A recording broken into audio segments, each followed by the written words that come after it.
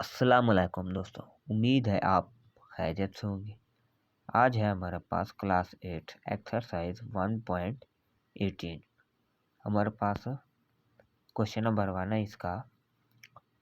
देखिए, इसको हम सॉल्व करते हैं। वो कहता है 30 मैन रिपेयर, 30 आदमी रिपेयर तैयार करते हैं, मुरम्मत करते हैं एक सड़क इन 56 डेज, 56 दिनों में एक रोड मुरम्मत करते हैं। बाई वर्किंग, काम करके 6 आवर्स डेली, 6 घंटे काम करके इसको मुकम्मल करते हैं। इन हाउ मैनी डेज, वो कहता है कि कितने दिन लगेंगे। इफ़ 45 मैन, 45 आदमी विल रिपेयर सेम रोड, मतलब कितने दिनों में 45 आदमी ऐसी रोड तैयार करेंगे। बाई वर्किंग, काम करके 7 आवर्स डेली, 7 घंटे डेली काम करके। ठीक है, अभी हमारे पास क्वेश्चन है तनासुब रास्त और तनासुब मकूस का, मतलब डायरेक्ट प्रोपोर्शन और इन्वर्स प्रोपोर्शन का। ठीक है, अब यहाँ पे देखते हैं कि हमारे पास ये वाला क्वेश्चन जो है, इसमें हमारे पास डायरेक्ट प्रोपोर्शन लगता है या इन्वर्स प्रोपोर्शन है।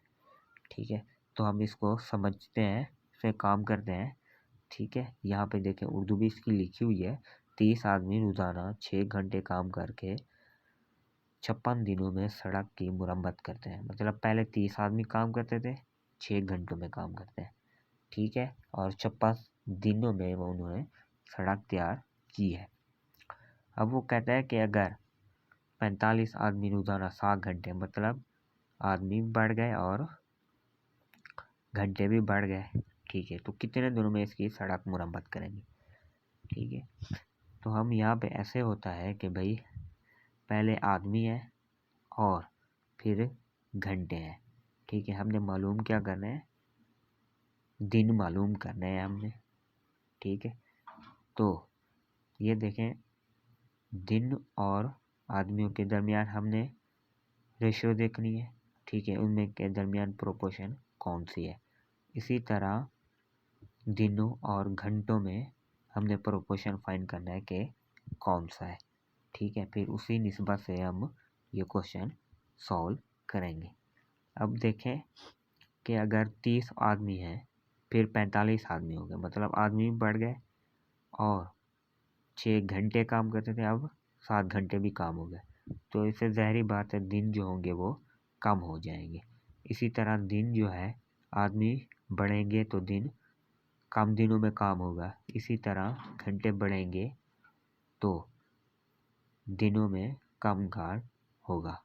ठीक है, कम दिनों में काम हो जाएगा। ठीक है, इसी तरह अगर घंटे कम कर दिया जाए तो दिन ज़ाहिर बात है ज़्यादा लगेंगे। अब इसको लिखने का तरीका ऐसा है, पहले यहाँ पे हम लिख लेते हैं मैन आदमी, आवर्स घंटे, डे दिन लिख लेते हैं हम यहाँ पे। ठीक है, अब पहले क्या था, 30 आदमी थे, फिर 6 घंटे थे और 56 दिन थे। अब यहाँ पे देखें 45 आदमी है, दूसरा 7 घंटे हैं हमारे पास।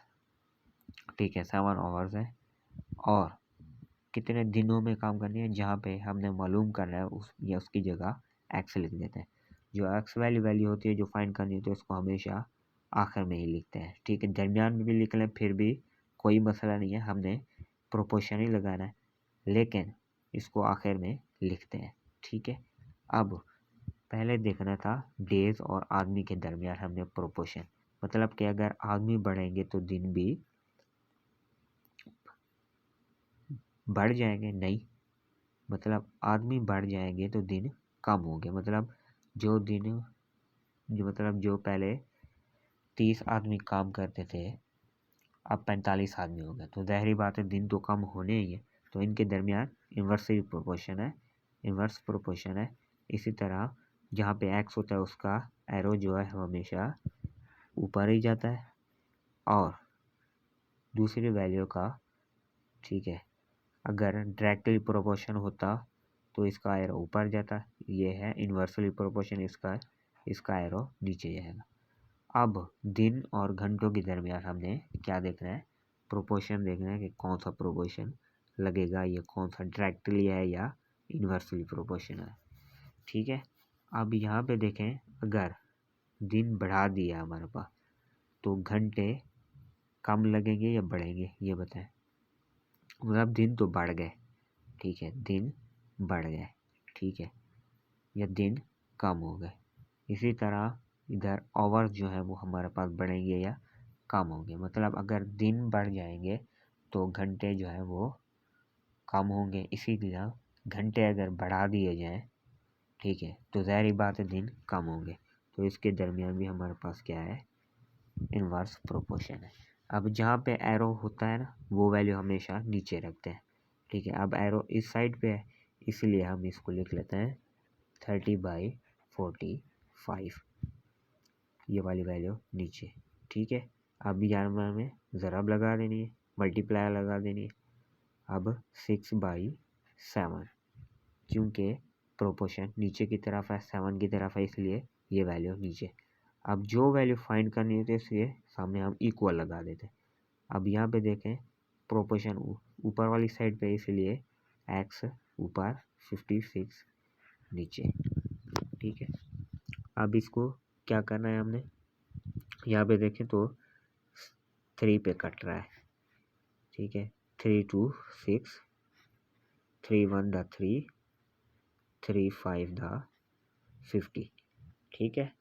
अब हमने ऊपर वाली रकम को आपस में, अब यहाँ पे देखें ये भी कट रहा है, 15 1 दा 15, 52 दा 4, 7 1 दा 7, ठीक है। 56 दूसरी साइड पे जाके मल्टीप्लाई होगा, जिसके नीचे कुछ नहीं होता उसके नीचे 1 होता है, इसके नीचे 1 लगा दिया।